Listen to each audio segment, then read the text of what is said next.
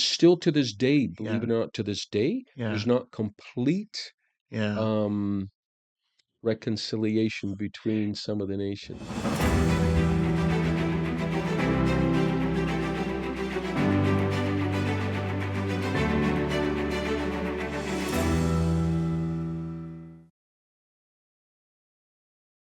Hello there. Welcome to the Stories of 1812 podcast.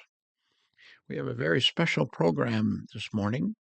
Our guest is Zig Misiak. Zig is a highly respected and award-winning Canadian author of First Nations books and educational resources. He's also the author of several children's books on Indigenous culture and articles on the history of the First Nations. He has also, that's not all he's done, he's also been a reenactor across Eastern North America at historical events, and he's done that for a long time.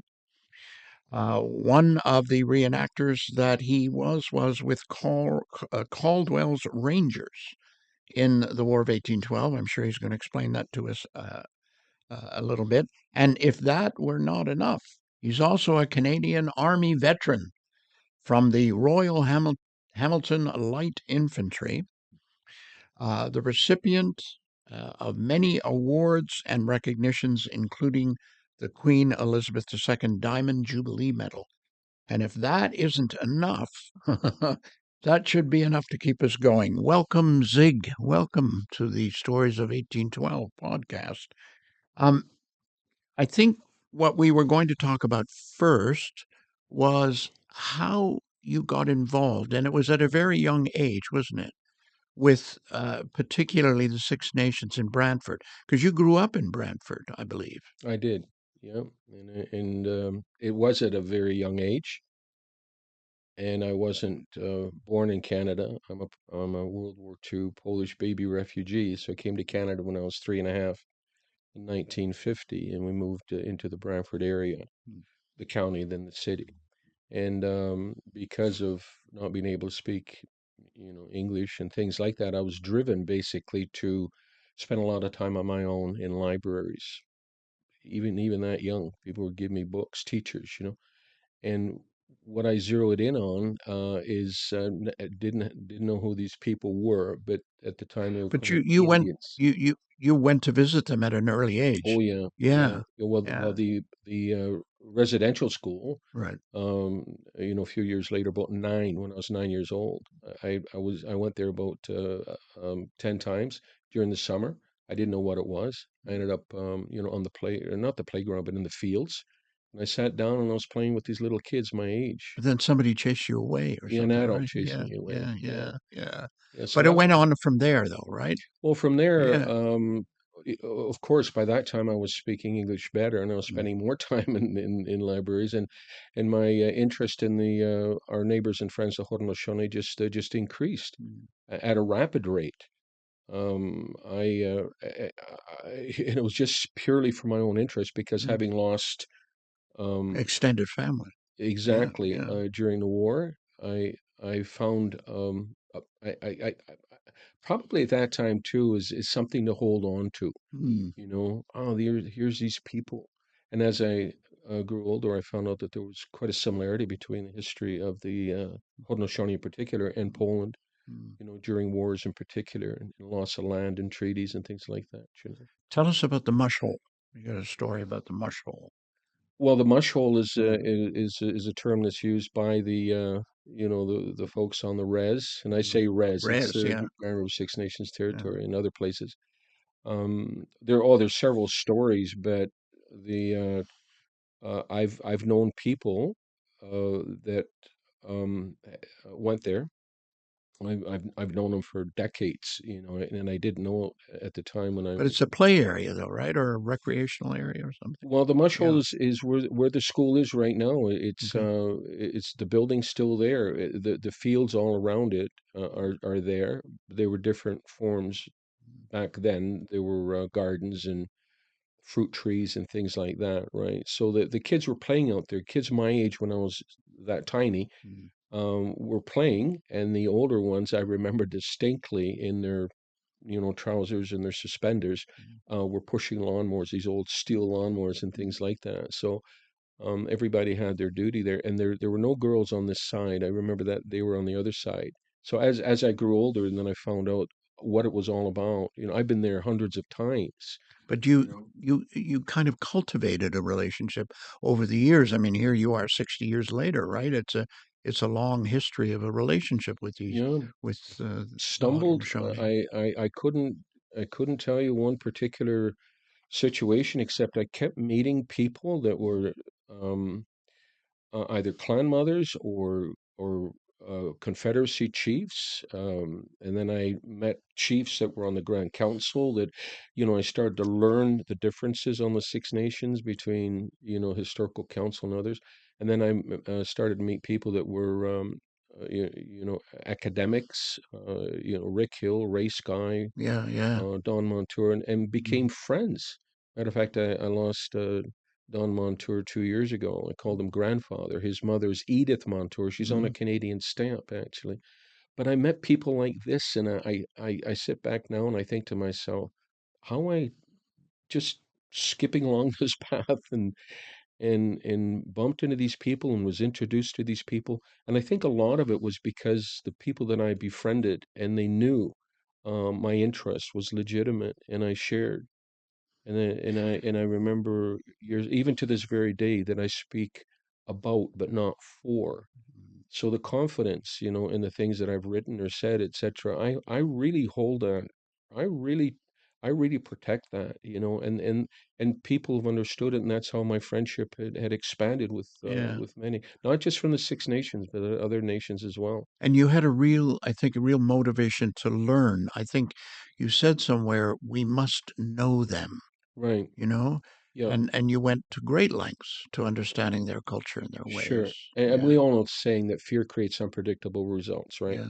And I know that even to this very day, before Christmas, I had several couples come over that I'd met for the first time from the res for different reasons, right? Mm. And we got into conversation, and they were there at my house because they just wanted to engage in conversation. And actually, they had interest in a couple of my books, but they opened up to me in the trust, and sometimes, like I mentioned to you at one point, that I even felt as if I wasn't, and I had been the only white person in situations that didn't even seem to bother them. They were carrying on conversations as if I wasn't there, and yet I was Mhm. there because I So because you had a real in by that yeah, time. and Yeah, and and and their sense of humor and their yeah. and a lot of these different things, and I thoroughly enjoy that, and it just makes me it's made me sensitive to their situation. It's made me sensitive to knowing their history, their alliances, And and I really like what you're saying, because you're an example to me, and I think a lot of us, who would not know that culture. And you're just, you know, I hate to say it, but you're like one of us, just hanging out and developing relationships, just like anyone would with their neighbors, because you live close, right? well, and Yeah. that's it. And like I say, I would get invited to different things that I never thought were possible. Mm. I have two names, Haudenosaunee names. One is Dagoskoa, and it was given to me unexpectedly, because, and the words that preceded that were humbling. And I would say that, you know, I I cried because it was such an emotional thing that they keep giving, and they Yeah, recognize things, right? And yeah, yeah. I love that about them. I've received eagle feathers from the Warrior Society, different places, and I hold these. I don't photograph them. Don't put them out there because they're so private to me. And and that's why sometimes when people question, um, you know, what right do you have to speak or write about the First Mhm, Nations mhm. people? Uh, They're my friends.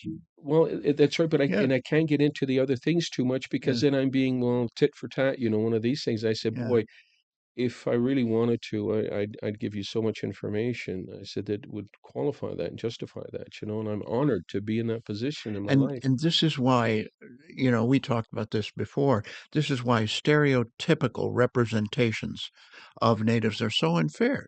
You Hmm. know, they're my neighbors, they're my brothers, they're Hmm. my Hmm. friends, right? Well, I don't Yeah, refer to the Six Nations as a reserve. yeah. I've always referred to First Nations as territories, especially the Grand River Six Nations, because they're aligned. And you're right. The words that you use there, they're neighbors, friends, and allies, and it's that simple.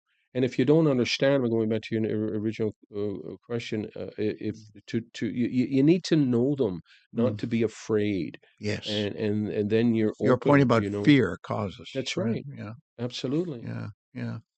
Well, if we could, let's delve into history a little bit because that's why we're here today. To talk a little bit about the War of 1812 and the prehistory. And there's a significant prehistory to the Six Nations. And it depends on how far we want to go back. Mm. I mean, we can go back to the Royal Proclamation. I mentioned it in passing, but the tribes, right? You're going to have to pronounce it better for me. Haudenosaunee.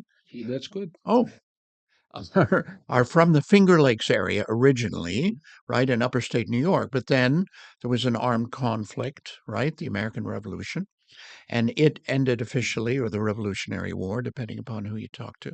And it ended in 1783, I think, Yeah, officially. 83. And Right. then they were friends with the British. They'd sided with the British, and the British offered them land. Not all of them Not all of them. sided with the British. Okay. Yeah.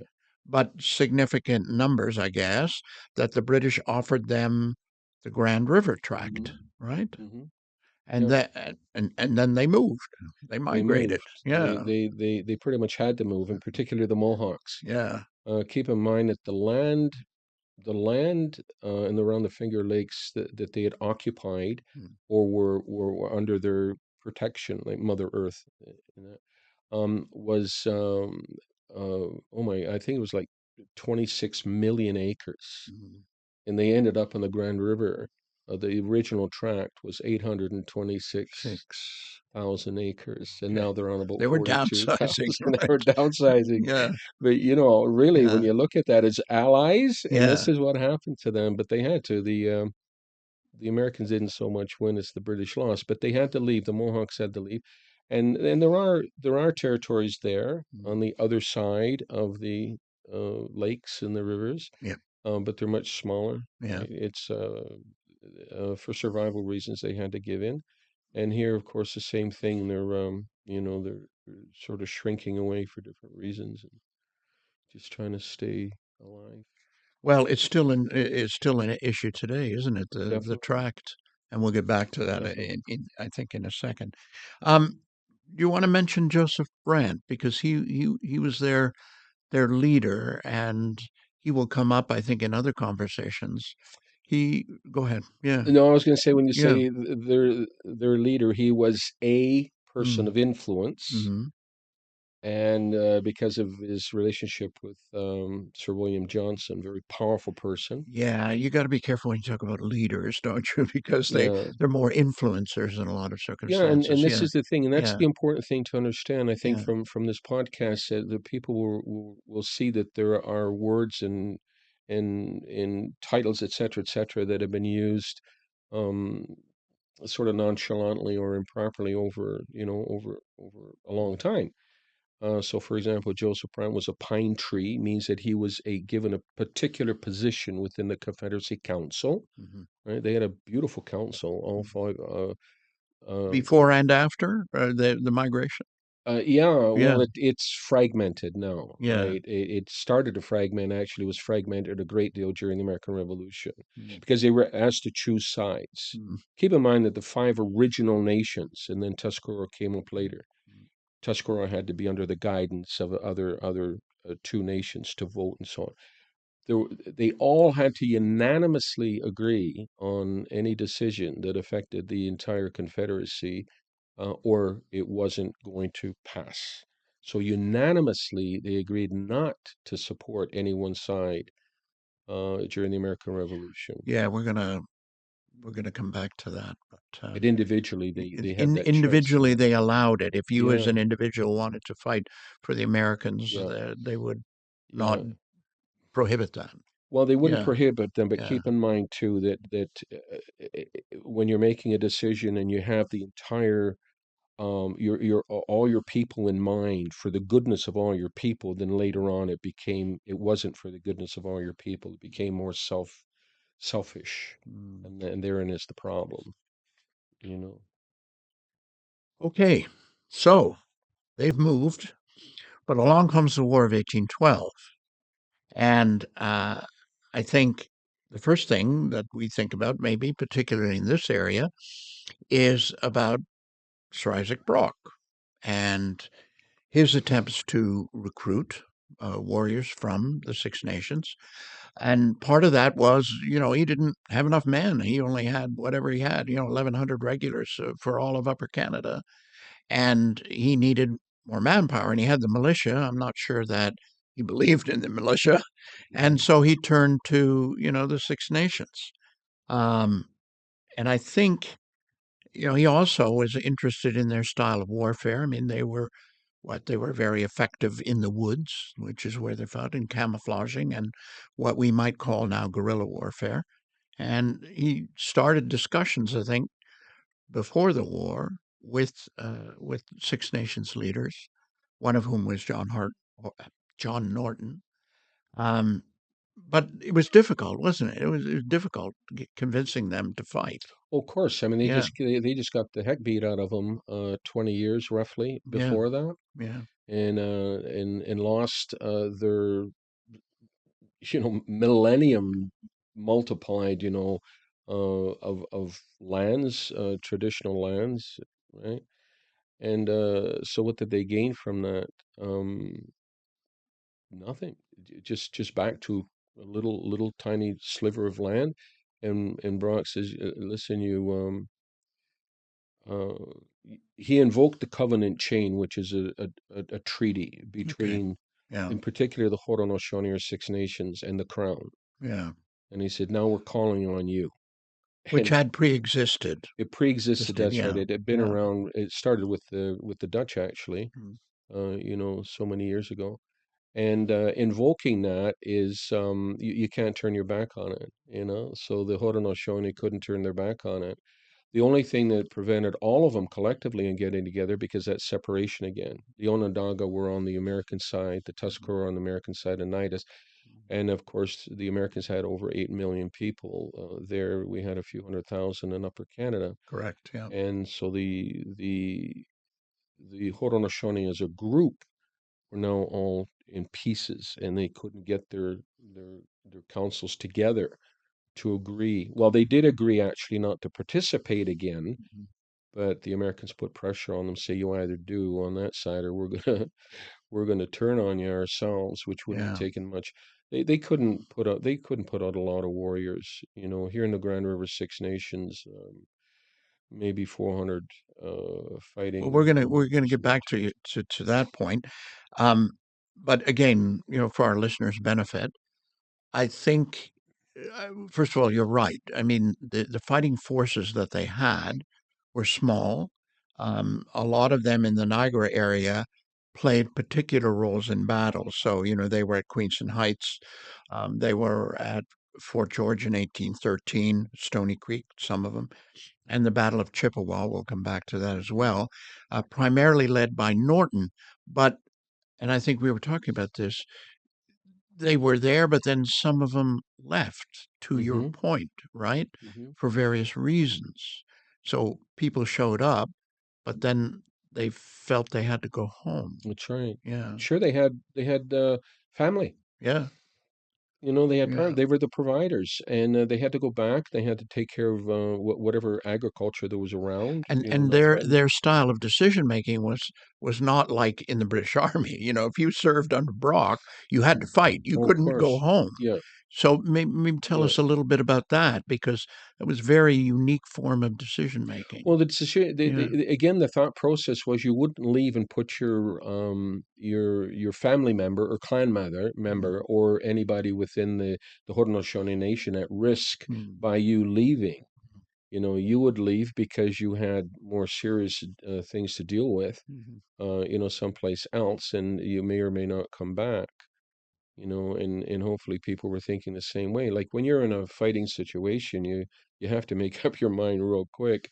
Mm. There's no time to sit there and have a council as musket balls are flying over your head. Yeah. And you're right about the British soldiers. Don't forget, I mean, look at the typical British soldier. All you were asked to be in the British Army, really, which is sort of funny, is have two teeth that come together, one on the top and the bottom, in order to bite the cartridge. So Right. you're not looking And at, fill your musket, right, of yeah, gunpowder, right? you're not Yeah. looking at the Yeah. Yeah. the Cambridge University graduates or whatever. But the warriors were a different breed. It's just like the pioneers, right? They were smart people, at least talented in a lot of different ways, right? And they So had been fighting before, that's right. right? So it Yeah. wasn't that they had to learn this from Yeah. beginning, And it right? came down again that they Yeah. were here in their lands, and Mm. I can go back and talk about the American Revolution, which I won't, when several campaigns came through to destroy, their villages. 40 villages were destroyed, but it was so close here. The mouth of the Grand River was open. The Americans came very close to attacking them at Burlington Heights. They Yeah. came down through Stony Creek, and again, it was all their mums or grandmas or pa's or kids, all over the place, and they're there to watch them Can we as just well. maybe dig in one more time on this, the attempts to build unity, and there were attempts. I mean, my read of history was there were numerous council meetings and numerous attempts and taking account of different factions' point of view on fighting or not fighting. Hmm. And, you know, but the dissenting voices were allowed. Hmm. I mean, for me and my cultural background, you will do this, Yeah. What tell us about that? They had a unique system of governance, I Yeah, they think. did, and Yeah. when honest to goodness, when you Mm. Benjamin Franklin's book, Founding Fathers, is great evidence that he Mm. based a lot of his information that was presented in what the Constitution of the United States on their governance. Yeah. And it was a democracy rather than a republic. A Mm. republic's something different. Mm. So they didn't have from a top-down governance. It was from the bottom up. The women, the clan mothers, were protecting their own clans or nations, and they would be watchful, making sure no harm, was done to or by, Mm. actually by even as well, um, by them without a collective agreement, right? So that during the War of 1812, it was like that. They got together and said, is our council working anymore? And it wasn't functioning like it was already. As I mentioned earlier, the American Revolution fragmented that, Yeah. and they were different. And geographically, they were separated too. Well, I think it's important that we're focusing here on the Six Nations. I mean, other Native groups fought, particularly those under Tecumseh. Hmm. And if we are talking about the War of 1812, I think we should mention that. Despite our focus on the Six Nations, but that was different. They were composed of many different tribal groups, Yeah, particularly from the United States. The Shawnees, he was a Shawnee, yeah. and that was more in what they called the Old West, which we wouldn't consider the Old West now, but I think Hmm. that was Detroit, right? And Hmm. battles in and around that area over Ohio and the expansion Well, they of never stopped American. fighting there. Yeah, The American Revolution was over, but yeah, not for them. yeah. And Tecumseh, as you had pointed out, he was forming a confederacy or league, whatever you want to call it, Mm. of these different nations. And when I say I go back to my book, I list them. Mm. Um, and there's more. I mean, people are surprised how many there were, Yes, there. And the reason yeah. for that is just like you had mentioned the Proclamation 1763. It was a boundary. Mm. There's the colonies. The Here's Appalachian Mountains, That's and then right. there's the Sure, don't cross it. don't cross it. And Yeah. the thing is, if you want any land over there, it was Mm. available, Yeah. but at the king's discretion. Discretion. Yeah. And so it was going to be similar here too. But Yeah. now you have the when I say Wild West, that's not fair. Now you have the post-war situation, which is now evolved into the War of 1812. And the First Nations people, again, for the Americans in particular, were a barrier Hmm.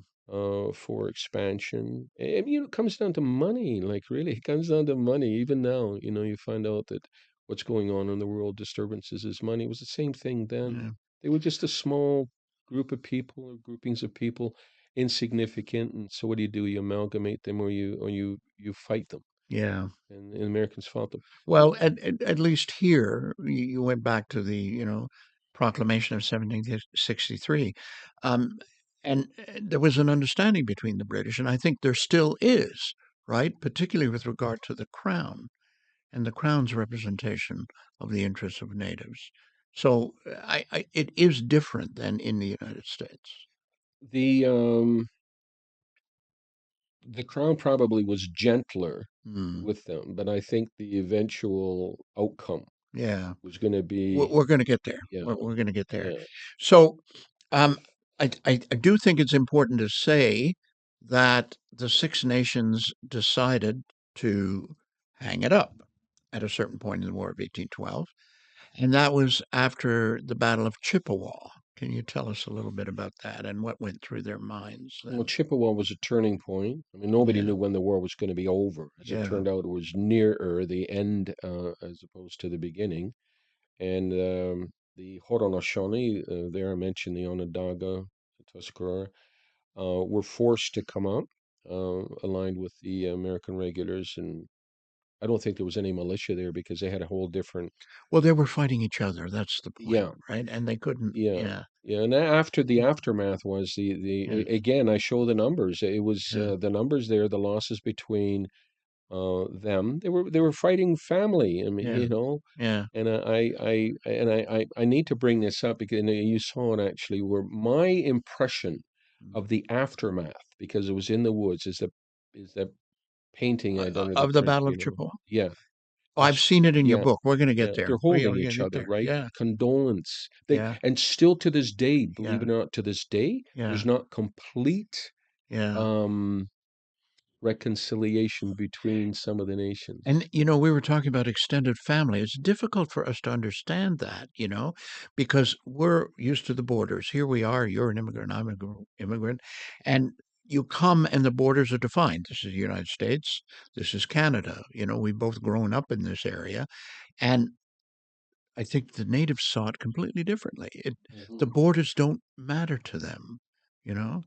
These folks are family. They're our blood. They're our Yeah, tribe. Yeah, and that's that foot in two worlds. yeah, There's the border. It's a fact. I mean, between two powerful nations, mm, and then the other people say, well, they're not our borders. That's why I make a comment. I said south of the river or south of the Great Lakes. mhm, I give that separation in those terms. yeah, That's where they are, the traditional lands, yeah. when I'm referring to them. So we've alluded to your book, and I think we're going to do a bit of showing of props at the moment. But your book, I think you described the motivation for that. That you felt that the natives' involvement was not really well understood, and you wanted to create a book. I believe that was what you were saying Hmm. when you were going through this process around the War of 1812. First of all, to improve the dialogue about the War of 1812, but also to show how deeply they were involved. Hmm. Right? Yeah. Yeah, there are two parts. One Mm, is the value, mm, and I always refer, like, stool with three legs, right? People say, well, if it wasn't for the First Nations overall, we would have lost. And I look at it slightly different. I said, certainly it would have been much more difficult mm. because if you take out the militia, the colonials, the same thing would happen. You take out the regular soldiers. You had to have three. I really like that. It's a three-legged stool. Yeah. That's my understanding You as had to well. have Right? three. Yeah. And so it was their relevance. And then on the other hand, sometimes people say, well, but of course they don't know. And you say, well, Stony Creek, the British had 700 soldiers. Well, there must have been hundreds of warriors. There was a handful of warriors there. So it's like the balance. So here they were in numbers, and here they were with lower numbers. And Mm. what are the reasons? And we touched on it already about the self-preservation, right? Yes, This is yeah, not our war. We didn't yeah, start this, like the other yeah. one. We didn't start either, you know. I And think we've forgotten to stress that, They were looking after their own interests in my reading yeah, of the history. oh, they Yeah, didn't have the yeah, pool yeah, of soldiers. I mean, you yeah, know, you lose. Well, look at Napoleon. The stuff was going on in Europe at the same time, when you'd have hundreds of thousands of soldiers on the field, yeah. and in one day they'd leave 50,000 dead. You could have, 30,000 at Waterloo. Yeah, yeah, yeah, just that one event alone. And so you look at the uh, you look at when I mentioned earlier, when they could have mustered, say, 400 warriors. mm, So they go out and they lose 10%, which is only 40. And so yeah, it's all relative. yeah, And so how long does it take to replenish those when you're being attacked in all kinds of different ways, right? So yeah, they were just we don't want to make any enemies with anybody, and yet it was they were tippy-toeing around, yeah, and yeah. it cost them. And so it cost them economically. Hmm. To this day, you would mention about the land, Yeah. issues to this very day, and they're hurt.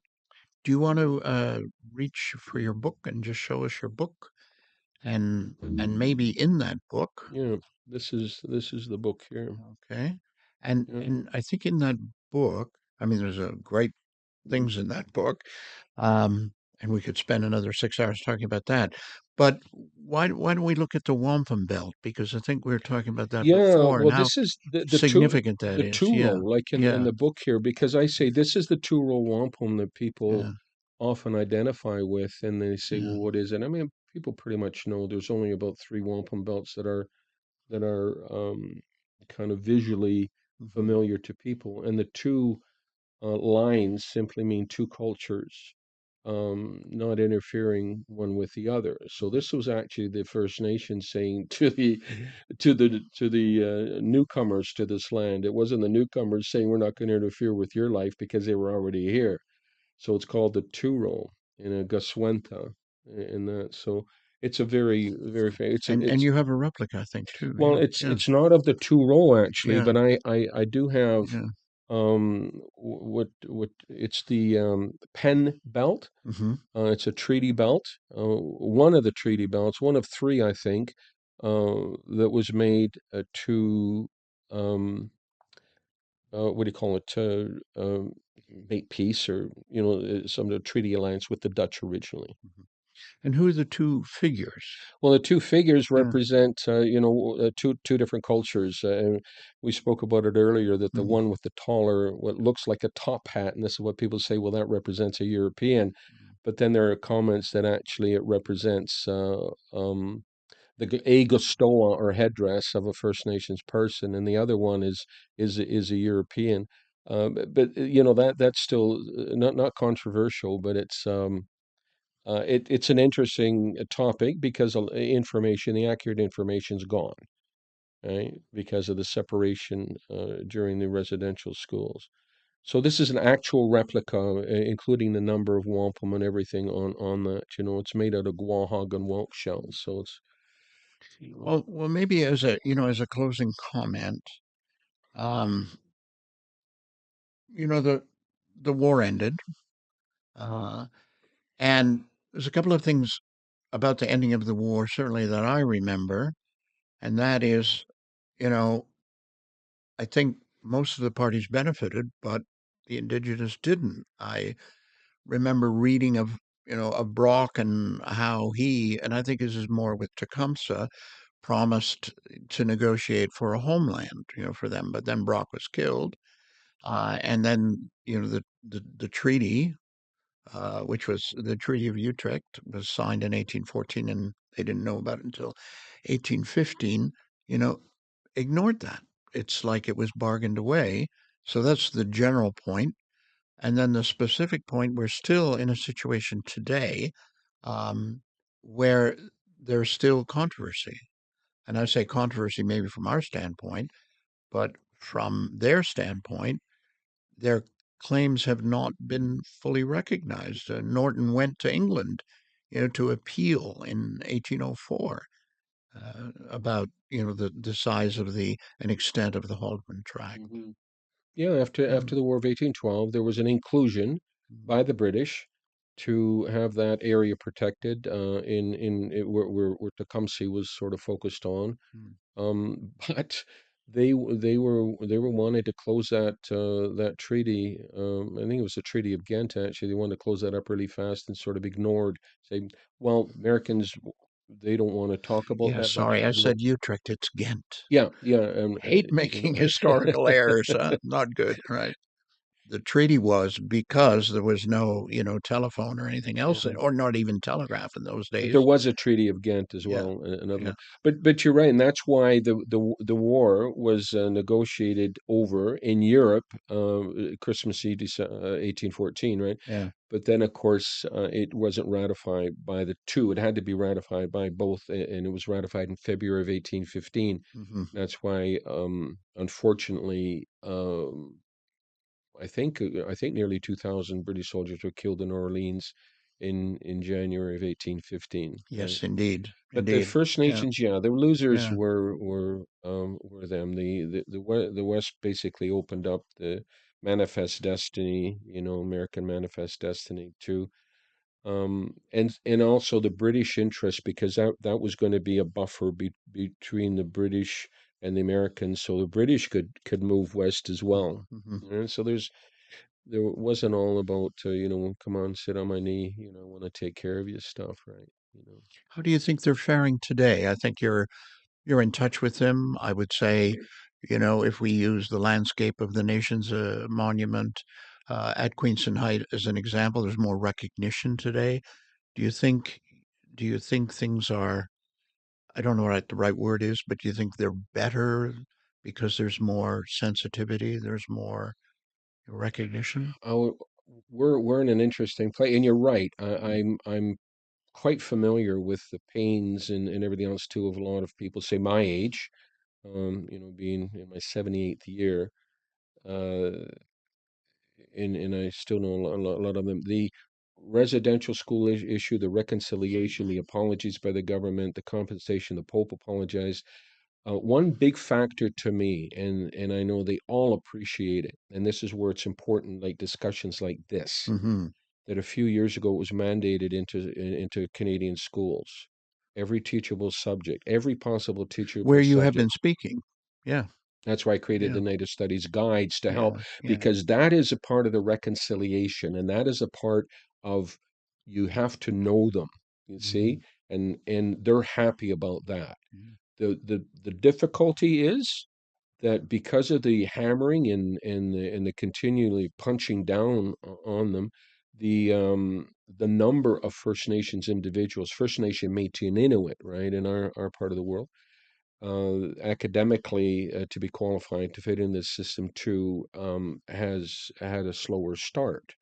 But they have now academics, they have like my Rick Montour is the head of the Native Studies Department of McMaster University and so on and so forth. So there are things that happen that are really good. There still are pains in that and issues in the reconciliation part of it. Mm-hmm. But it's begun. It's begun, but Yeah. everybody, both Mm-hmm. sides, or how many Mm-hmm. sides there are, have to be open with the truth because you can't, you have to look at it for what it is. You have pains in that too. I have pains and issues of growing up in that as well. And I have to be honest with myself and not downplay or exaggerate, but this is what everybody collectively has to understand the truth. And then you create another truth. So it's truth plus a truth equals the big truth, Yeah. and the movement's good. It's a good movement. I'm happy. Well, you've You been in know. it for a long time, and so I think you have that perspective, right, of so many years to see. Yeah. Yeah. I've adopted them. They don't know it. Yeah. Well, Zig, thank you so much for coming on and talking to us about a subject that I would say I've learned a lot about in speaking with you. And we hope to see you again Thank you very soon. much. I really Okay. enjoyed this. Thank you, everyone, for joining us today. We hope that indeed I've learned something. We hope you learned something. If you want more information, please go to our website, which is stories of 1812, all one word, and you'll find all the information you need, including show notes. Thanks to Jim Valen of Valen Entertainment here in Niagara Falls, who produced the show, and we will see you next time.